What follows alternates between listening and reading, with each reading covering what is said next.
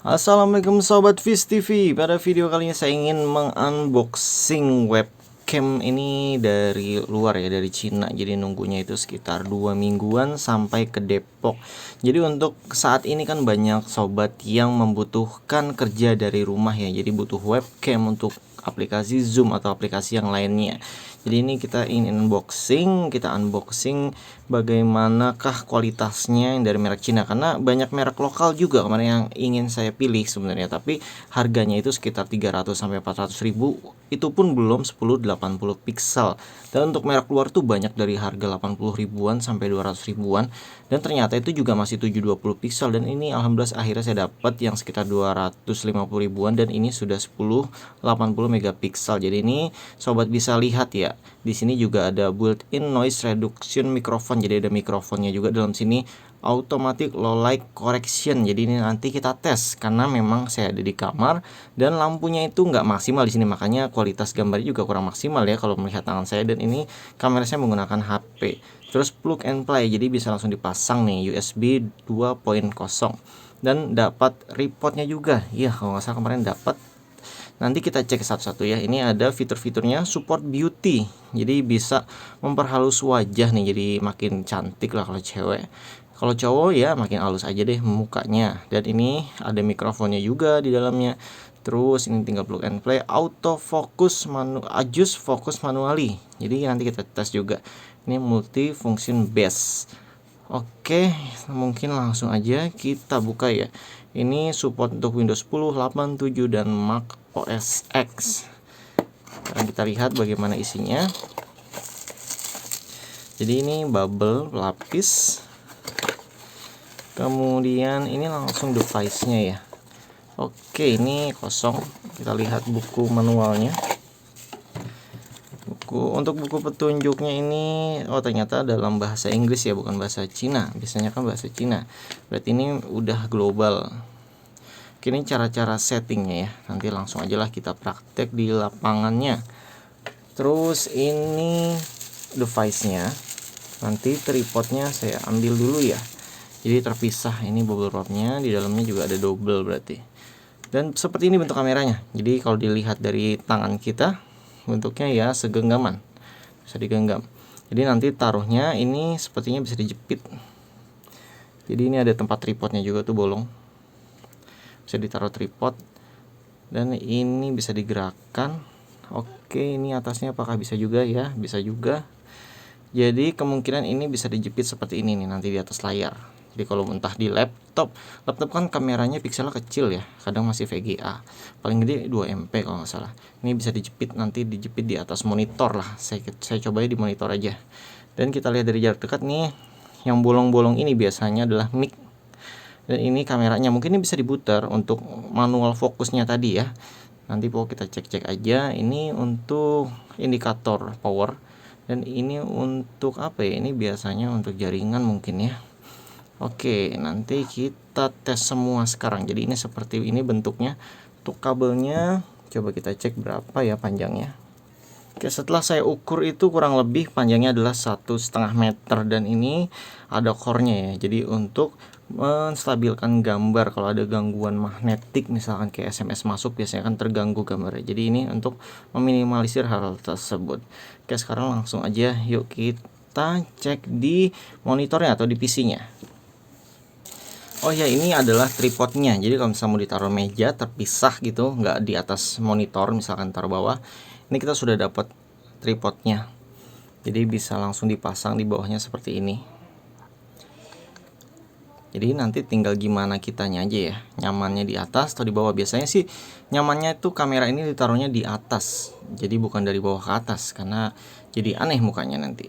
Oke, ya sudah, kita langsung praktek sekarang. Kita colokin di komputernya. Oke, ini sudah kita colokkan ya. Ini langsung ada notifikasinya di bawah kanan sini. Terus untuk kamera juga sudah nyala. Nah, ini bagaimana cara nyalanya? Mungkin saya coba pakai ini. Oh, lagi masih proses menginstal ya. Kita cek apakah aplikasinya bisa digunakan dengan kamera bawaan dari software Microsoft, karena di Microsoftnya juga ada software bawaan yang namanya HD Camera. Oke, di sini langsung aja kita buka aplikasinya. Ini low light ya, saya ada di dalam kamar. Kita buka aplikasi yang standar dulu, HD kamera. Oke, di sana sudah mulai lampunya nyala 2 ya. Jadi indikator lampunya sudah on dan sudah berwarna hijau. Yang satunya ini kita izinkan yes. Dan seperti ini tampilannya. Jadi menurut saya ini sudah cukup jelas. Waduh, jadi ketahuan di belakang saya berantakan. Oke, sudah sedikit saya rapikan ruangan saya ya. Jadi ini kameranya bisa diatur secara manual. Saya coba ke bawahkan dulu. Oke, sepertinya ini lebih pas ya. Kalau dari angle-nya ini wide dan ini terang. Jadi menurut saya lumayan bagus kualitas kameranya. Jadi sobat bisa lihat sendiri di layar. Dan ini low light ya. Jadi wajar kalau misalkan masih kurang maksimal gitu tampilannya. Jadi ini pun ada settingan-settingannya. Ini ingat ya, aplikasinya masih bawaan Microsoft, bukan aplikasi khusus.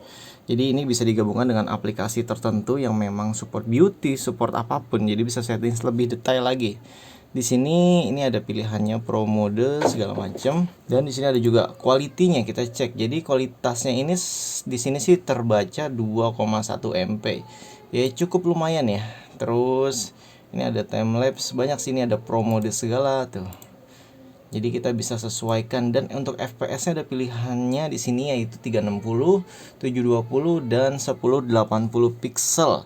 Jadi menurut saya di sini ya cukup bagus karena dia sudah real 1080 megapiksel, karena memang 1080 itu hanya 2 MP. Karena saya merekam dengan kamera HP yang saya gunakan ini juga hanya mengambil 2 MP-nya saja, yaitu 1080. Karena kalau pakai rekaman yang normal tuh gigabyte-nya gede banget. Jadi satu rekaman aja bisa menghabiskan banyak memori. Oke, menurut saya ini untuk aplikasi standarnya sudah cukup bagus ya. Jadi menurut sobat gimana? Apakah layak? Coba kita ambil fotonya. Oke, ini adalah hasil fotonya. Wow, menurut saya ini cukup bagus ya. Jadi ini ya, mulus lah, mungkin bagus banget nih buat untuk streaming, untuk gaming. Oke, itu untuk hasil fotonya lumayan bagus ya. Sekarang coba kita lihat dari hasil videonya. Nanti mic-nya juga kita tes ya. Ini kita kembali dulu. Oke, di sini kita rubah ke mode video. Ini mungkin dia juga akan merekam suaranya ya. Nanti akan saya coba bandingkan dengan HP yang sedang saya gunakan. Oke, sekarang kita mulai coba rekam aja. Ya. Oke, di sini satelit parabola Depok. Bukan ya, di sini adalah SPD.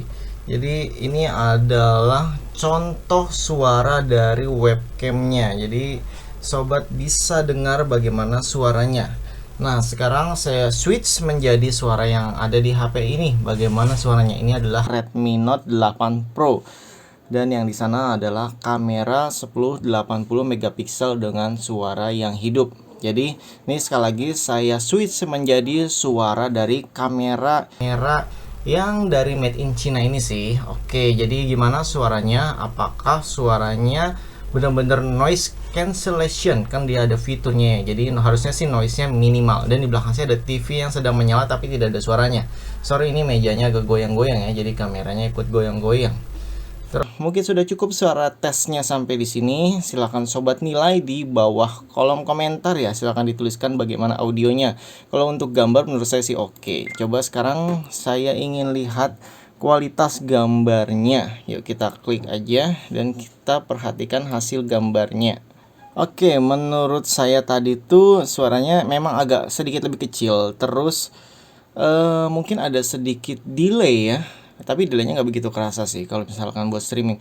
Mungkin ini delaynya entah karena software atau apa, atau memang komputernya. Jadi nanti akan saya cari tahu sendiri ya. Tapi kalau menurut saya dari kualitas built-in kualitas sih udah oke. Jadi udah oke banget. Ini saya pakai, bisa ditaruh di atas sana, bisa taruh tempat lain. Oke, mungkin untuk reviewnya sampai di sini dulu ya. Ini saya rasa sudah bagus sih menggunakan aplikasi bawaan Windows. Mungkin nanti bisa dicoba untuk streaming kan menggunakan aplikasi yang lain, dan bisa juga menggunakan aplikasi yang kamera pro. Itu saya tahu ada, saya lupa namanya, apa Cam Pro atau apa gitu. Itu yang pastinya akan membuat ini jauh lebih bagus. Oke sob, ini sebagai bonus aja ya. Jadi kalau dari buku manual petunjuknya itu kita harus download untuk pod player ini. Jadi di sini kita bisa setting, dan sudah saya download, kemudian saya install, kemudian inilah hasilnya. Jadi di pod player ini kita bisa setting, ternyata support 60 fps. Jadi kita buka device settingnya, di sini emang lebih banyak pilihannya. Ini sudah saya setting tadi ya. Jadi banyak banget pilihan formatnya. Ini bawaan defaultnya, rekomendasi gitu. Terus ternyata saat digeser ke bawah saya menemukan 1080 pixel dengan 60 fps ya. Jadi ini 59,94 sama dengan 60 fps. Jadi luar biasa sih menurut saya untuk kamera dengan harga yang 200 ribuan ini. Dan untuk audionya sekarang saya sedang menggunakan audio dari kameranya. Jadi sobat selain bisa melihat kualitas kameranya, di sini bisa lihat ya. Ini low light, kalau lampu rumah saya kamera ada di sebelah kanan, ini agak ke belakang sedikit jadi makanya ada bayangan ke sini ya. Seperti inilah tampilannya, menurut saya sih cukup oke ya, cukup bagus ya. Jadi lumayan lah untuk harga segitu dan kualitasnya. Dan ini apakah lebih bagus dari yang sebelumnya? Coba kita lihat terakhir kali ya. Ini coba saya buka lebar dulu, jadi sobat bisa lihat seperti ini tampilannya. Kemudian sekarang coba saya kembali ke aplikasi yang tadi di awal ya, kamera yang bawaan Windows. Jadi bagusan mana? Kalau menurut saya sih justru kayaknya lebih bagusan ini ya, walaupun FPS-nya ini cuma support sampai tadi sih 30 fps, ini nggak bisa dibuka ya. Mungkin karena settingannya udah masuk ke yang tadi, dan brightness-nya juga di sini juga bisa diatur. Jadi tinggal kita sesuaikan aja kebutuhannya. Jadi masing-masing punya settingannya sendiri, nyamannya di mana. Lagi pula kalau kita pakai aplikasi Zoom ya, kameranya dari bawaan sana juga, termasuk kamera yang Skype ya, otomatis juga akan settingan dari Skype-nya. Oke.